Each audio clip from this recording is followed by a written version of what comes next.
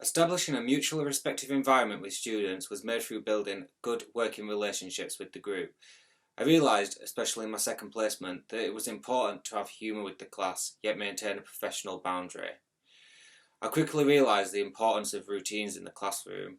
I used a do now task in all my lessons. This had a particular importance as a settling task. This task had to be completed in silence and helped particularly with classroom control when broached with challenging classes. This also allowed for good progress to be made for the students as these routines became embedded and expectations were clear. Within my first lessons with classes, it was important to set the ground rules and my expectations on behaviour in the classroom. This meant that there was little room for argument when the expectations weren't being met. I could return and reiterate my basic expectations on behaviour to the class.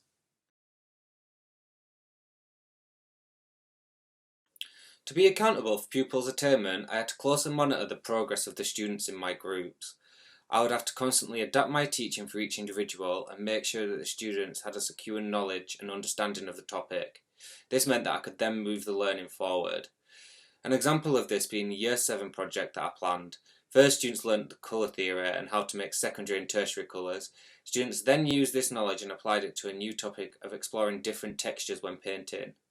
Within every lesson, I would include some form of self or peer assessment. This allowed for students to reflect on their work from the lesson, identify the areas for development, and then revisit the work within subsequent lessons to improve.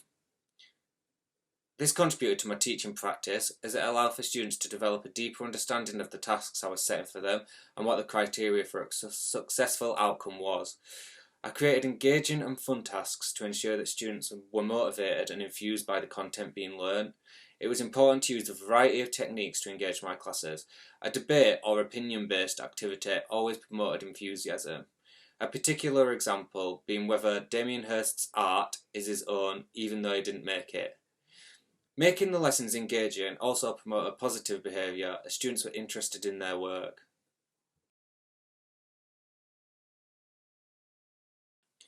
It took some adjusting to begin to understand how art can be taught as a subject at secondary level.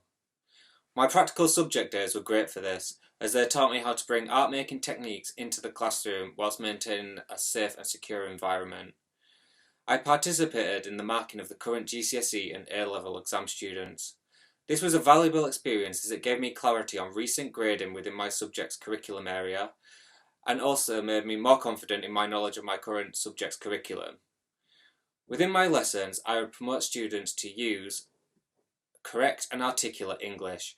With lower retaining classes, this meant ensuring they had access to the lesson's keywords, sentence starters, and examples of potential written answers. This allowed for the students to successfully articulate and show their opinions, ideas, or understanding through writing.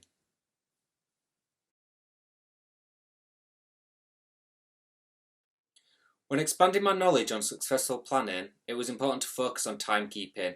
Creating a structure that was applied throughout all my lessons helped my lessons run smoothly and that lesson time was used wisely.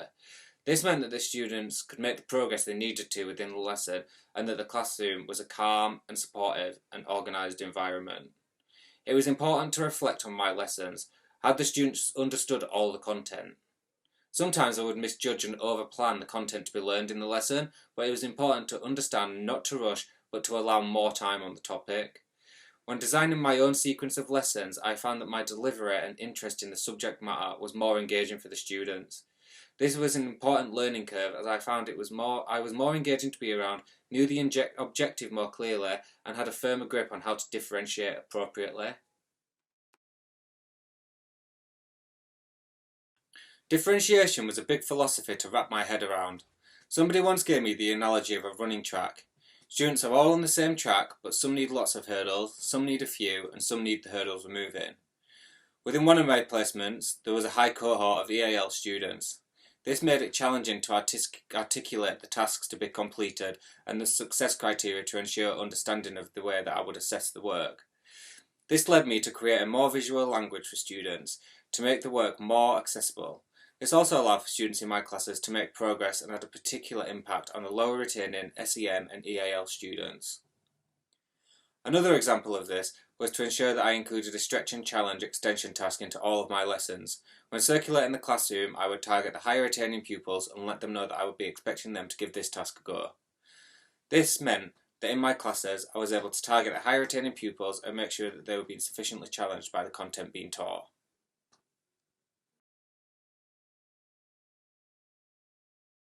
I spent time with my mentors throughout my training year, learning how to effectively assess student artwork. A lot of this knowledge was gained within my first placement, where there was a more emphasis on recording marks and student attainment. A good technique I learnt was to rank order the class's work. Laying all the work out in front of me allowed me to more clearly see student attainment and where the gaps in student knowledge were. Now, marking feels more natural. I have gained knowledge and feel more comfortable and confident with my grading. This has been particularly evident within my remote teaching, as there has been more time to focus on giving student feedback. Differentiated oral feedback has always been acknowledged as one of my strengths from early on in my training. This has impacted my teaching as I have been able to target students to ensure they are making good progress within lesson time. This skill also allowed for me to build relationships with my classes as I created a rapport through one-to-one interactions.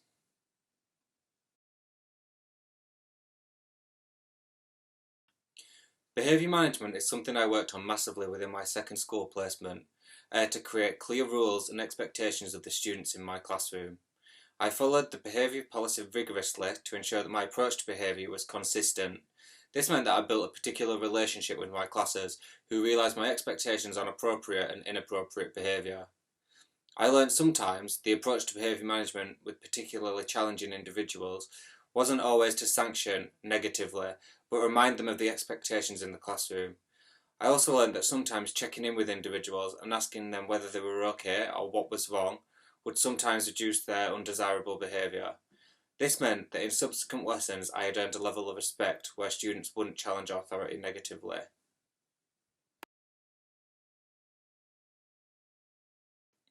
It has been commented on how I have created and maintained positive relationships within my department within my placement. I have enjoyed supporting as much as I have been supported. An example of this is creating and setting cover work for classes when my host teachers have been out of school. This allowed for me to help my colleagues whilst also preparing me for potential circumstances within school life. I have often called for specialist support. A particular example is asking other, more experienced teachers and heads of years how I should approach my teaching with classes and individuals I have found particularly challenging. This allowed for me to develop strong relationships with my colleagues and fit into the wider ethos of the school.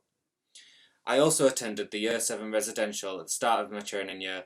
This was a good opportunity to build relationships with other teachers at the school and also to build relationships with the new starting students in Year 7.